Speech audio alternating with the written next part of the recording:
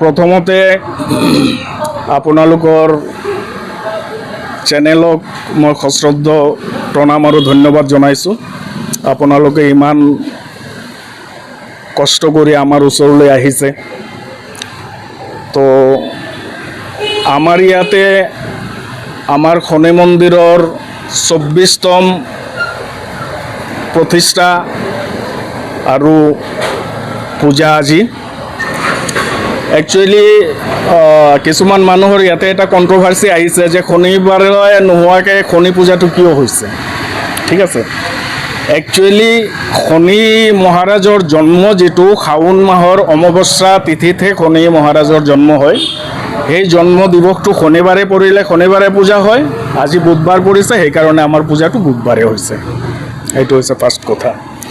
দ্বিতীয় কথা হৈছে আমাৰ বৃহত্তৰ 2 নং বুন্দা, বীৰকুচি, নাৰাংগী, কেন্দুগুৰি, কলিতাগুচি সকলোখিনি এৰিয়া সামৰি আমাৰ এই পূজাটো হয়।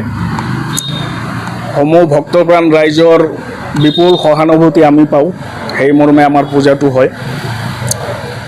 তো ৰাতিপুৱাৰে পৰা মাংগলিক অনুষ্ঠানবিলাকৰ ষ্টাৰ্ট হৈ কিনে পূজাৰ আনুষংগিক ৰীতি নিয়ম অনুসৰি হোম, তাৰপিছত সন্ধ্যা আৰতি হোৱাৰ পিছত প্ৰসাদ বিতৰণ, প্লাছ আমাৰ ভক্তপ্ৰাণ ৰাইজসকলৰ কাৰণে ভোগৰ প্ৰসাদৰো ব্যৱস্থা কৰা হৈছে, অৰ্থাৎ খিচিৰি প্ৰসাদ। তো সন্ধিয়াৰে পৰা মোটামুটি 4টা, 4:30টাৰ পৰা আমাৰ খিচিৰি প্ৰসাদৰ ব্যৱস্থা থাকে। ৰাতি 10টা, 11টালৈকে আমাৰ চলে। মানুহ আহি থাকে। মোটামুটি 3,000 পৰা 5,000 ভক্তৰ সমাগম আমাৰ ইয়াতে হয়। আৰু এই অনুষ্ঠানটি মিনছ উৎসৱ বুলিয়ে ক'ব লাগিব।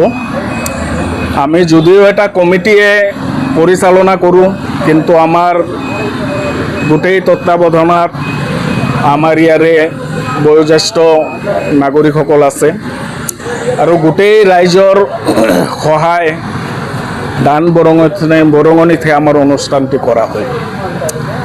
তো এইবাৰো তেনেকৈ আশা ৰাখিছোঁ বহুত ভক্তপ্ৰাণ আমাৰ ইয়াতে সমাগম হ'ব। ৰাতিপুৱাৰ পৰা হৈয়ে আছে, নিশালৈকে। সন্ধিয়াৰ পিছত আমাৰ মহিলা নাগৰা নামৰ অনুষ্ঠান আছে। আমাৰ উদীয়মান শিল্পী সুস্মিতা কলিতা, তেখেত নুনমাটিৰ পৰা আহিব। তো আশা কৰিছোঁ সমূহ ৰাইজৰ উপস্থিতিত ভক্তপ্ৰাণ ৰাইজে আনন্দ উপভোগ কৰক, এই শনি মহাৰাজৰ আশীৰ্বাদ লওক। লগতে এই পূজাৰ জৰিয়তে বিশ্ব মংগল কামনা তথা আমাৰ এৰিয়াৰ গুৱাহাটীবাসী, বীৰকুচি, নাৰাংগী, কেন্দুগুৰি, কলিতাগুচি সকলোৰে মংগল কামনা কৰি শনি মহাৰাজৰ ওচৰত প্ৰাৰ্থনা জনাইছোঁ।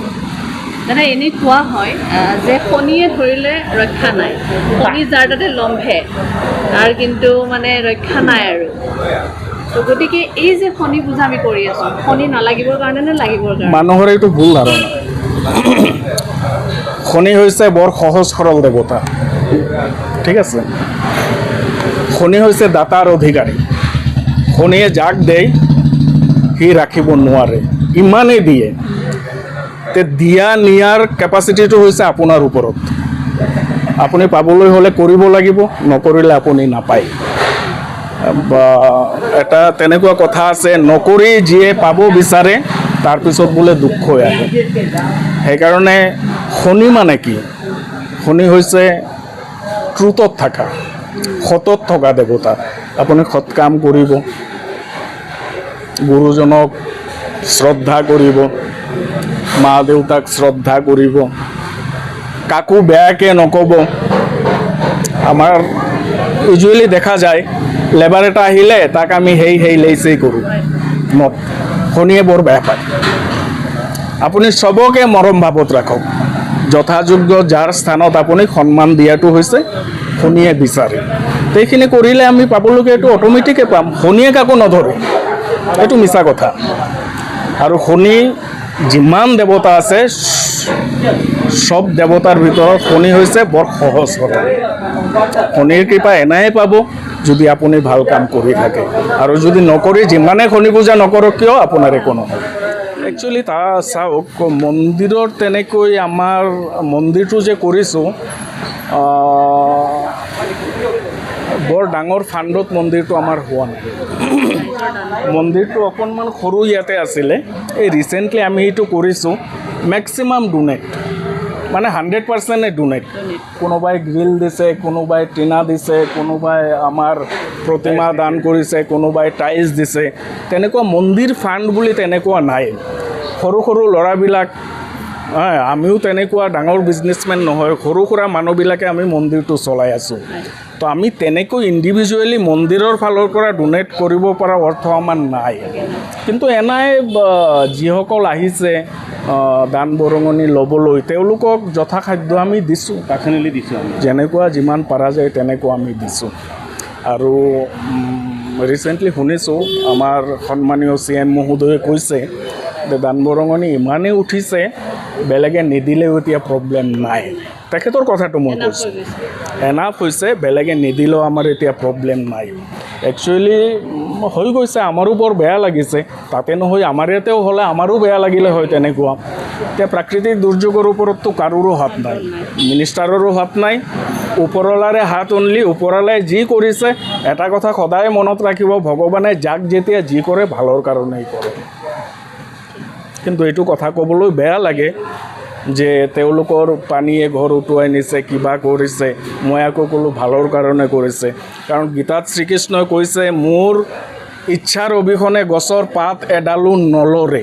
সৰাটো দূৰৰ কথা, তেওঁৰ ইচ্ছাতে হৈছে। ইয়াৰ পিছতো চাগে কিবা এটা মংগল আছে, হ'ব, আমি অপেক্ষাত আছোঁ। এইখিনি।